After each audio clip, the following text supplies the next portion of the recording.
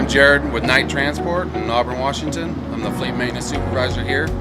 For this video, we're going to take a brief look at the inside of a truck, try to familiarize yourself with the terminology of some of the things you might see in the cab of a truck if you're unfamiliar with it. So let's go ahead and go inside and kind of see what it looks like.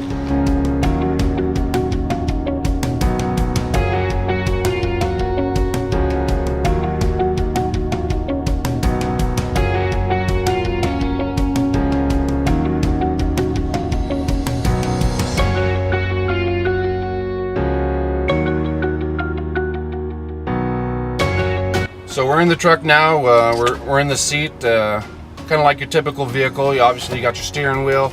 You got your blinker switches. Go left and right.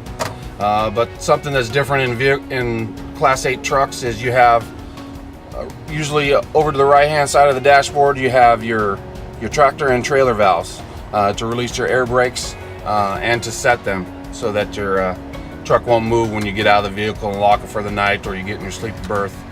And take your brake. Another thing that's quite a bit different than your average vehicle on the road is you have your shifter. Nowadays we have automated transmissions and different things like that for the drivers.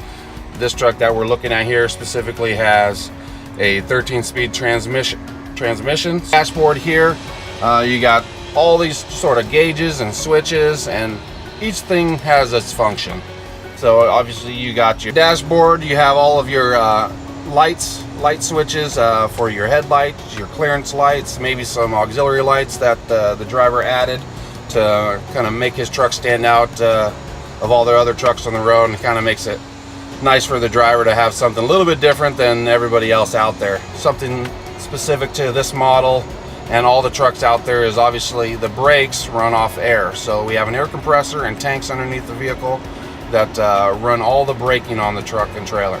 So we have two air pressure gauges here. Tells us how much pressure is in the tanks at any specific time.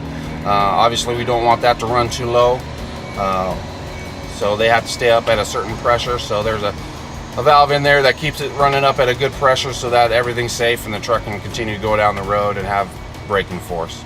Everything else is pretty standard. You have your heater and AC and all that kind of control, kind of like your typical car or truck. Rear AC buttons.